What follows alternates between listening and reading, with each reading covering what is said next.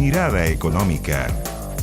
Hola, hola, ¿cómo les va? Mirada Económica en el aire, media hora de conversación dedicada exclusivamente a la economía a través de la pantalla de Canal 24 Horas, en días en que siguen los temas concentrados en las cuentas de la luz, el alza anunciada para el 1 de julio, también para octubre, también para el mes de enero y también por el tema de la reforma a pensiones o el proyecto de reforma a pensiones que sigue entrampado en el Congreso. Vamos a partir hablando justamente del tema de la luz. A ver, le hago una pregunta. ¿Cuán caro usted cree que es la cuenta de electricidad de nuestro país respecto al resto de América Latina? Expertos de la USACH, Universidad de Santiago, encabezados por el ingeniero Humberto Verdejo, hicieron un comparativo de nuestro país con las economías más importantes de América Latina. Y ojo que los números no nos dejan ni entre los más caros ni los más baratos. Estamos en la mitad, con el alza ya ejecutada el 1 de julio. ¿Es más cara la electricidad en Chile que en América Latina? Se preguntaron estos expertos de la Universidad de Santiago. Vamos con la siguiente estación. Aquí se analizó una cuenta mensual de 250 kilovatios hora. En palabras sencillas, es una cuenta de 45.000 para abajo. Esto representa, y lo vemos en la siguiente estación, o concentra el 85% de los hogares en nuestro país. La gran mayoría está en este corral, podríamos decir, que consumimos por lo menos 45.000 o menos. Vamos con la siguiente gráfica, ahí vamos a ver en qué lugar estamos dentro de América Latina. Ese mismo consumo en Chile representa 39.000 pesos, se calcula con consumo en la región metropolitana.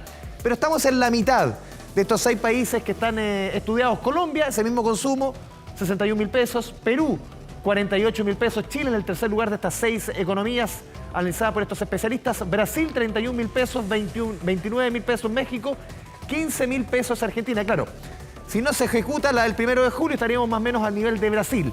Pero esto concentra el consumo de la región metropolitana. ¿Qué pasa en regiones? Vamos con la última estación que hemos preparado en torno a este tema. En regiones, por ejemplo, esa misma cuenta, 39.000. En Santiago, en Arica, son 47.000 por el mismo consumo. Talca, 49.000. Temuco, 53.000. Lo mismo que en Puerto Montt. O sea, si se tomara como referencia regiones, estaríamos en el segundo lugar.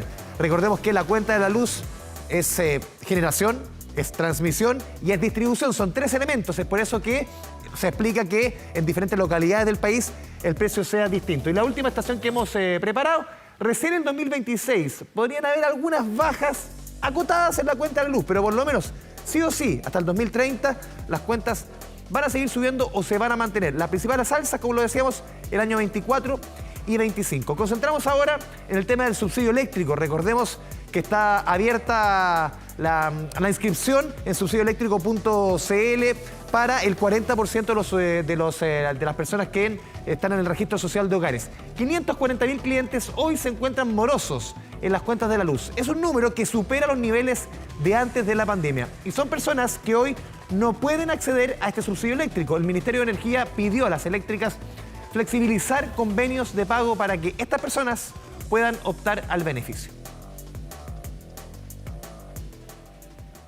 Tuve un cáncer perúico, entonces estuve hospitalizada, y lo cual se me hacía imposible y se me fue juntando.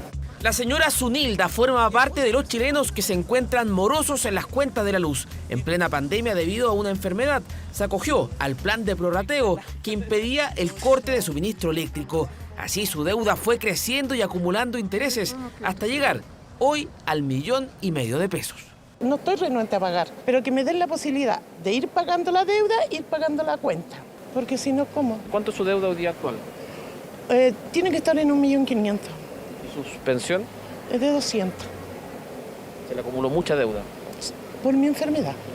Así como Zunilda, son 544.000 personas las que se encuentran morosas con las empresas eléctricas, es decir, tienen deudas impagas que superan los 45 días desde la facturación. Es un número superior a los 410.000 morosos que teníamos antes de la pandemia, pero menor a lo registrado en octubre de 2021, fecha en que se pagaban los retiros del 10%. Es algo que aprovechó don Julio, quien debía más de 2 millones de pesos antes de la aprobación de esta ley. No trabajaba porque yo soy independiente, entonces tengo un negocio y no producía nada, entonces tenía puros gastos. Cuando dieron los 10%, bueno, yo junté mi 10% y yo no me fui a comprar televisor, ni me fui a comprar auto. me preocupé de pagar lo que estaba debiendo. El 50% de estas personas que están con mora, estos clientes que están con mora, tiene más de un año. O sea, podemos decir, en un número más o menos redondo, ¿cierto?, que hay un 50% de los morosos que deben más de 300.000, 360.000, más que eso, digamos, en morosidad. Y es por ello que las empresas eléctricas tienen disponibles convenios de pago en sus sitios web.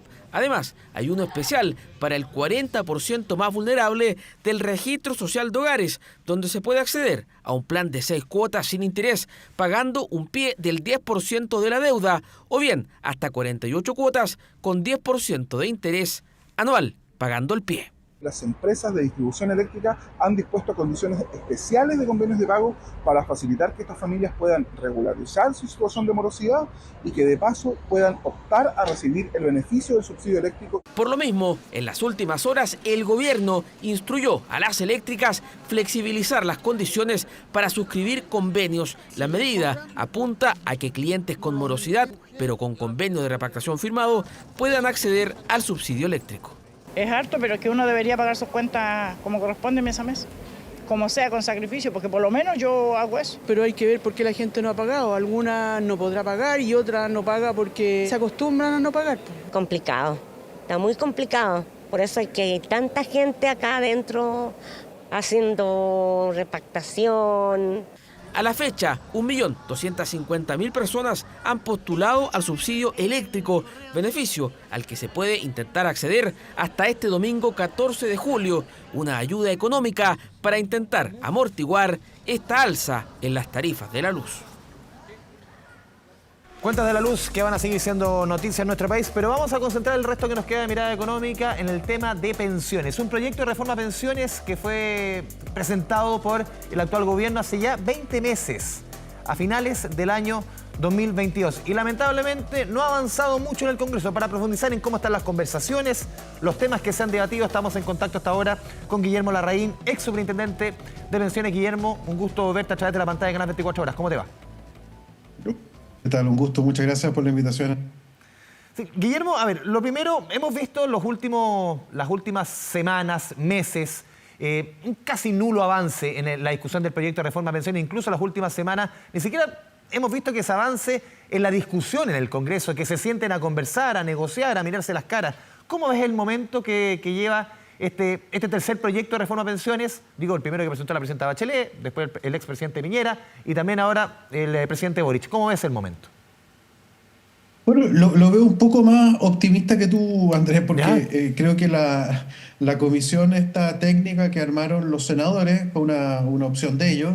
Cada senador designó a una contraparte técnica y esa contraparte técnica trabajaron durante 2 meses y llegaron a un avance. Yo creo que un avance es lo que se logró. No se zanjaron todos los temas, pero se lograron avances en temas importantes. Entonces, a mí me da la impresión de que de alguna forma están sentadas las bases para poder avanzar más. Y eso sobre como una doble cosa, ¿no es cierto? Un acto de realismo, como dices tú. Esta es una reforma que se viene prometiendo hace tanto tiempo y no pasa nada, que es desesperante por un lado para la ciudadanía ver que los políticos pareciera que no hacen nada. Yo creo que eso efectivamente es una razón, una cosa que tienen que preocuparse ellos. Y lo otro, son 3 cosas en realidad. Lo otro es que yo creo que el gobierno necesita decir que aprobó reformas importantes y por tanto el gobierno también tiene una disposición importante de avanzar en esta materia. Y lo tercero es que yo creo que la oposición, que siente que probablemente tiene más probabilidades de ganar las elecciones del presidencial en la próxima, tampoco quiere que esté ahí el sartén caliente con una reforma de pensiones que probablemente tampoco ese gobierno pueda aprobar. Entonces creo que como que se juntaron todos y yo tengo una prudente esperanza respecto de que se va a poder avanzar en algo. Sí. En esta cuestión. O sea, más que en algo sustantivo. Sí, yo te comentaba lo del inicio, sobre todo porque otras veces, por otros temas, obviamente, se han citado comisión de expertos, comisiones técnicas, que han llegado a acuerdos, pero lamentablemente eso no se ha reflejado en la discusión parlamentaria. Ojalá que ahora no sea ello, pero no siempre el avance o el acuerdo de una comisión técnica se ve reflejado en la discusión en el Congreso. Ahora fue un poco distinto esta comisión técnica, porque las otras comisiones, la comisión Marcel, la comisión Bravo, eran comisiones formadas por el gobierno y básicamente con gente, claro, que era más o menos representativa, con gente técnicamente muy solvente, pero ahora fueron los parlamentarios los que nombraron a una persona, ¿no? O sea, entonces esto tiene una lógica un poquito distinta que yo creo que favoreció el que se le llegue a esto. Bueno, y lo otro es que está a la usura del tiempo, ¿no es cierto? Llevamos tanto tiempo en esto que naturalmente las cosas se van mejorando. Y la otra cuestión es que además, a pesar de que se ha dicho lo contrario, la verdad es que sobre esta reforma hay tanta información, Andrés, siempre se puede estar actualizando, pero hay tanta información que la verdad es que hoy día hay pocas excusas como para decir que faltan elementos técnicos. Está todo ahí, se juntó un grupo de gente competente que vio los datos y más o menos dijo lo que tenía que decir. Si la verdad es que los datos son más o menos claros respecto del tipo de soluciones que se requiere implementar. Sí, vamos revisando varios elementos, Guillermo, en torno a esa misma discusión. Por ejemplo, el aumento en el volumen de ahorro, este aumento o pasar del 10 al 16% de cotizaciones, ese 6% a cargo del empleador. La semana pasada conversaba con el profesor Joe Ramos de la Universidad de Chile y él decía, a ver, este 6% él ahora lo ve incluso que estamos quedando cortos, que debe ser más de un 6%. ¿Por qué? Porque él dice, las rentabilidades de los fondos de pensiones hoy no son las hace 10 años, 20 años. Entonces, cada vez como las rentabilidades son menores, vamos a necesitar un ahorro mayor y ese 6% ya está corto. ¿Cómo lo ves tú? Sí, estoy de acuerdo, pero creo que el acuerdo político hoy día es 6, entonces por favor aprobemos eso. De todas formas no va a ser 6 de un viaje, estos son 6 que se van a ir acumulando a través de, creo que son 7 u 8 años la transición, entonces partamos con eso. Yo creo que lo importante hoy día, yo no le agregaría ni un pelo más a esta sopa. O sea, lo óptimo es enemigo de lo bueno, como dicen. Sí, yo encontrándole razón a lo que dice Joe, creo que hoy día hay un acuerdo, ese acuerdo, tratemos de zanjarlo ahí. Hay que recordar que este 6% de cargo del empleador es costo empresa, sí, claro. Y por lo tanto para las empresas tampoco es trivial llegar y decir, no, en lugar de 6 que sean 10, porque resulta que probablemente es el número al cual tendremos que llegar dentro de 15 años. Pero hoy día lo que estamos haciendo es incrementando el costo laboral en 6 puntos del producto, o sea, ese de la planilla, 6 puntos, además de lo cual hay que considerar que estamos bajando las horas trabajadas en 5 horas por mes, que estamos además subiendo el salario mínimo. Entonces las empresas están bastante horquilladas con todas estas cosas que le están pasando. Entonces yo creo que hay que darles tiempo para que se puedan ajustar, para que puedan ganar productividad, para que puedan ser más eficientes, y por lo tanto yo no le agregaría ese elemento, aun cuando creo que tiene razón. Pero eso dejémoslo para después. Ahora concentrémonos en sacar adelante bien lo que tenemos que sacar. Guillermo, otro tema que ha sido el nudo gordiano en esta discusión es la distribución del 6%. Aquí hemos hablado de 3-3, 4-2, 5-1, 6-0, parece formación de equipo de fútbol. A ver, ¿qué te hace sentido a ti? Incluso la propuesta de Bernardo Fontaine, que él decía 4-1, y ese 1 sea un préstamo de los ciudadanos al Estado, para que así se pague las pensiones, o se mejoren las pensiones de los actuales jubilados. A ver, ¿cuál es la ecuación que a ti más te hace sentido? Y te pido tu opinión sobre ese 4-1, porque también, sobre todo desde el oficialismo, has dicho, ojo, claro, nosotros le podríamos prestar al Estado. El tema que la deuda que se puede generar ahí no es menor. A ver, lo primero es que 4-1 es 5 y estamos diciendo que hay un acuerdo para 6 y Joe Ramos está diciendo que sea más que 6. Entonces, 4-1 me parece una pésima idea porque destruye hacia abajo algo que debiéramos más bien construir hacia arriba. Así que 4-1 me parece una pésima idea, ¿no? Segundo, hay una cosa que hizo este comité de expertos que no se ha hecho ahora y que ese 4-1 que plantea Bernardo Fontaine creo que pone los bueyes delante de la carreta, porque dice, veamos cuánto necesitamos para dar solidaridad. ¿Cuánto necesitamos para dar solidaridad? Y así parte el Consejo Técnico. Dijo, veamos la necesidad primero y después vemos cómo distribuimos ese 6% en sus distintos componentes. Lo que hizo de novedoso también este comité, que yo creo que es una cosa que es un avance, es que reconoció que se necesita solidaridad intergeneracional. A mí me parece que eso está bien. No es como yo lo haría, porque claro, lo que dijo el comité es que hizo una solidaridad intergeneracional por una sola vez, básicamente. Y eso le sirve a las personas que se van a jubilar hoy día, pero va a ser muy raro porque a los jóvenes actuales o a los trabajadores actuales, yo soy trabajador actual, así que voy a tener que pagar también esa cotización, nos van a obligar a cotizar para no obtener nada en el futuro. ¿ah? Mientras que si es que esto fuera permanente, lo que yo obtendría hoy y que para ayudar intergeneracionalmente a los actuales jubilados, yo mismo tendré derecho sobre los futuros jubilados, sobre los futuros trabajadores, para también yo en alguna medida tener alguna forma de solidaridad intergeneracional. Me parece que eso es mejor. Yo ayer publiqué una columna en El Mostrador donde justificaba esta lógica desde la perspectiva de los grandes shocks macroeconómicos que ha tenido Chile. Lo que está pasando ahora, Andrés, en los próximos años, es que están jubilándose las personas de mi generación, exactamente mi generación. Entramos al mercado del trabajo el año 83, en la mitad de la crisis más grande desde los años 30.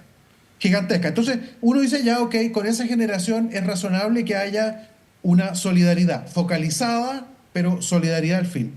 Pero ese evento se produjo nuevamente el 98. El 98... La asiática. Yo estaba...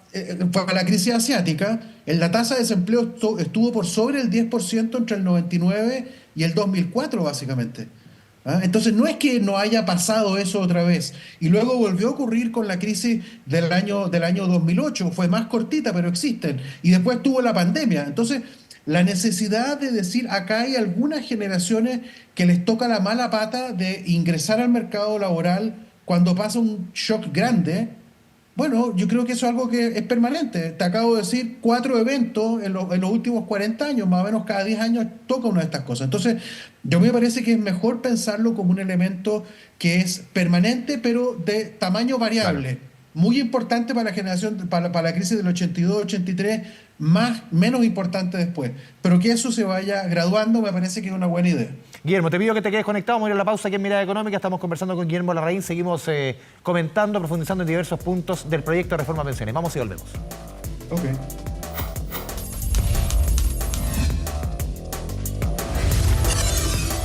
Mirada Económica.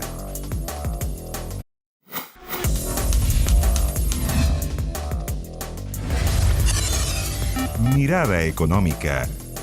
Volvemos a Mirada Económica a través de la pantalla de Canal 24 Horas. Conversamos con el ex superintendente de pensiones, Guillermo Larraín. Guillermo, otro tema que estuvo también bien en la discusión de esta comité de expertos es la competencia de la industria. Esto se ha discutido mucho, la separación de funciones, que por un lado hay un ente que administre las cuentas, que por ejemplo que pague las pensiones, que cobre las comisiones, y por otro lado un gestor de inversiones, que sería más parecido a la pega, parte de la pega que son hoy día las AFP. ¿Te parece, te hace sentido que se separen ambas pegas? Desde la AFP ellos han defendido obviamente que este tema debiese seguir tal como está ahora. ¿Cómo lo ves tú? Yo, si tuviera que partir el sistema desde cero, como lo han hecho otros países, entonces partiría con la estructura separada. Creo que eso es como el... Pero no está de cero. Ese es el problema. Llevamos 40 años o más, casi 50. Entonces, la verdad es que es bastante... hay que adaptarse a esa realidad. Todas las ganancias que hoy día se pudieran explotar separando la industria se han reducido, deben quedar por ahí, pero la verdad es que son pocas, no hay demasiada evidencia de que exista esas ganancias potenciales. Y por otro lado, hay riesgos asociados al cambio y a la consolidación de todas estas bases de datos, de todas las historias previsionales que tienen 40 años, que están en carpeta. O sea, la posibilidad de que haya gente, en particular gente mayor, que pueda haber perdida su información es re alta. Entonces, yo honestamente creo que no se gana mucho por esa vía. En cambio, sí creo que uno debería hacer con esta industria algo que uno no hace con ninguna otra industria. ¿Qué cosa? Que no la hacemos, que es hacer la licitación del stock de afiliados. La licitación del stock de afiliados es algo ¿de los que uno nuevos no hace afiliados o de los ya antiguos, como propuso, por ejemplo, Salvador Valdés hace algunos días? No, los nuevos ya existen y eso tiene que seguir, pero estamos hablando del stock actual, del total de afiliados hoy día.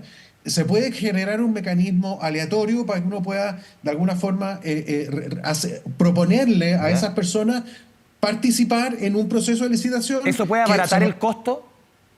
Eso le va a abaratar el costo a las personas. Fíjate que la ganancia de la cual estamos hablando, y tiene que ver un poquito a propósito de esto de la cuenta de la luz que estábamos viendo al inicio del programa.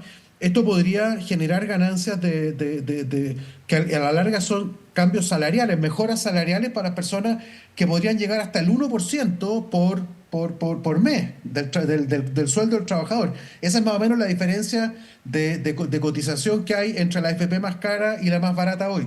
Bueno, si esto uno lo expande a la totalidad de los trabajadores, bueno, la verdad es que hay una ganancia bastante significativa de ingreso disponible para las personas. Entonces yo creo que eso es un cambio muy sustantivo, no lo tiene ninguna otra industria en Chile, porque esta es una industria particularmente especial, que es la que maneja el ahorro previsional de todos los chilenos. A ver, otro tema que también se ha concentrado, comisión por flujo, comisión por saldo. Hoy día a nosotros nos cobran comisión por flujo. O sea, de acuerdo a lo que tú ganas, te cobran obviamente un porcentaje. Muchos han postulado que estaría más barato si fuera comisión por saldo, de acuerdo a lo que tengo acumulado en el chanchito previsional. ¿Cómo lo ves tú? Creo que sería ideal. Nuevamente, si uno partiera de cero, habría que haber partido de ahí, ¿no? Pero no estamos de cero. No estamos desde cero y tenemos una industria que ya está consolidada. Y que por lo tanto la transición es súper compleja. Fíjate que esto, cuando yo fui superintendente entre el 2003 y el 2006, lo pensamos mucho. Lo pensamos mucho también cómo hacer esa transición.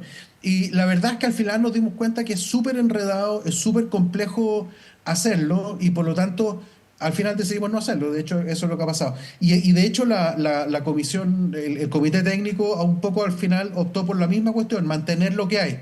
Entonces, ¿qué es lo que hay que corregir? Porque hay que corregir cosas. Lo que hay que corregir es que a la gente hoy día no le hace ningún sentido el hecho de que de repente los fondos de pensiones puedan caer porque hay una crisis internacional, por alguna cuestión así, y ese mismo mes las AFP pueden decir que ellas ganaron plata. Claro. Eso no tiene sentido. Públicamente no se entiende. Entonces, tenemos que buscar una forma para que cuando ocurra eso, las AFP no muestren eso. Y hay ellos siempre argumentan que pierden hacer. por el encaje, perdón, Guillermo. Pierden por el encaje, pero lo que se publicita es que hay utilidades que son significativas. Claro. Y eso tiene que ver, y es útil que la gente lo sepa, porque la AFP, los ingresos principales que tiene, los sacan del ingreso de los trabajadores, y la caída en la bolsa no tiene que ver en el corto plazo con los ingresos de los trabajadores. Entonces ahí se desacoplan las dos cosas. Eso hay que corregirlo, efectivamente. Guillermo, pero hay formas de corregirlo distinto, hay formas de corregirlo distinto del ¿cómo se llama? Del efecto de pasar de la comisión por flujo a la comisión por saldo. Oye, tú fuiste superintendente cuando estaban partiendo los multifondos, tú decías el año 2003 al 2006, partieron en septiembre del 2002. Yo recuerdo, incluso estaba reporteando en ese lanzamiento y se decían, aquí el tema para mejorar la información, la gente tiene que elegir. Al final faltó y siempre ha faltado de educación previsional. ¿Tú eres de la idea también de cambiar este formato? Ya no existen los multifondos, que nos podamos cambiar del A, B, C, D y E, sino que vayamos a fondos generacionales. La gente al final decide bien o decide en el tema de los multifondos. Yo creo que es una muy buena idea moverse al fondo generacional. ¿Ya? Cuando se hizo multifondo, se hizo con un supuesto de que las personas iban a ser, entre comillas, más prudentes a la hora de tomar decisiones de cambio y de opción, si tú quieres, por el nivel deseado de riesgo. ¿Cómo? ¿Y no fue así? No, porque entre otras cosas hay mucha falta de educación financiera, como dices tú. Tampoco hay que pensar de que los chilenos son particularmente, no sé, ignorantes o particularmente tontos, que no son capaces de entender cosas, porque yo miro lo que pasa en Suecia, por ejemplo, que es un país que tiene un nivel de educación global, no financiera, pero global, muy alto, y la enorme mayoría de los suecos lo que prefieren es no tomar decisiones de riesgo y le pasan la plata íntegra a estos fondos generacionales. Entonces, la verdad es que no es un problema de nuestra idiosincrasia, es un problema de que la gente tiene otras cosas que hacer. Hay gente que no le gusta esto de pensar en qué va a pasar con las tasas de interés, y comete muchos errores. Comete errores porque se asusta cuando cae la bolsa, por ejemplo, y decide cambiarse al fondo conservador después que ya se produjo la caída en la bolsa. Eso es una pésima decisión. Entonces creo que hay que ir a un esquema donde se limita la libertad la libertad de elegir que tienen las personas, en particular en los tipos de riesgo que toman, y lo que hay que hacer más bien ir a estos fondos generacionales y que sea la labor del administrador. Para eso le pagamos a la AFP, para que haga la pega de protegernos de todos estos riesgos, que sea el administrador el que tenga que, nuevamente tomar acciones preventivas que prevean, ¿no es cierto?, y que precaigan estos shocks externos que a nosotros como ciudadanos nos cuesta mucho manejar. No nos pueden pedir que lo hagamos eso. Para eso están los expertos y los profesionales. Sí, Guillermo, y por último, la pensión garantizada universal, la famosa PGU. 2 puntos. Debiese ser... ¿Puedo decir una cosita Sí, adicional dale. sobre esto? Que esto es bien importante porque como los fondos tienen hoy día existe esa libertad de moverse de un lado a otro, me puedo cambiar de administrador y me puedo cambiar de perfil de riesgo, las dos cosas simultáneamente. Eso obliga a que las AFP tengan que tener una cantidad demasiado alta de instrumentos líquidos que renden re poco. Entonces, irse a fondos generacionales lo que permite además es apostar por instrumentos de más largo plazo y por lo tanto tener rentabilidades mayores. Eso es bien sustantivo para mejorar las pensiones, que es lo que todos queremos. Y un último punto, se nos va el tiempo, Guillermo. La PGU, uno, debe ser universal y tal como ha sostenido sobre todo la oposición, que ellos dicen que la PGU, ahí se cumple el rol solidario y no hay más. El 6.0 debe ser íntegramente o el 6% a cuentas individuales. ¿Cómo esos 2 puntos relativos a la PGU? Yo creo que la PGU hay un problema de disponibilidad presupuestaria. No hay hoy día recursos presupuestarios para ampliar la PGU al 100% de la población. Hay otras necesidades muy anteriores a esa y por lo tanto no hay plata para extenderlo al 90%. Eso parece que es muy claro. Y simultáneamente con lo anterior, precisamente por eso es que no todo puede ir a la cuenta individual para hacer solo solidaridad con recursos tributarios, porque acabo de decir que no hay recursos tributarios. Y sin embargo necesitamos subir las pensiones de la clase media en particular.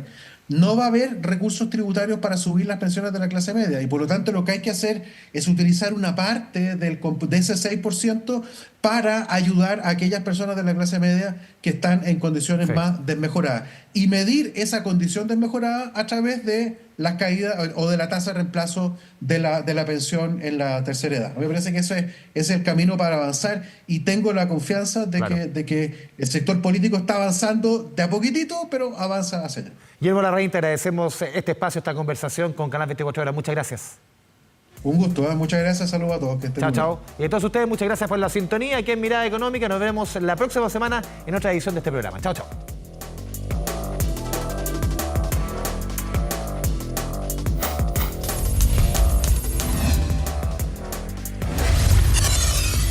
Mirada Económica.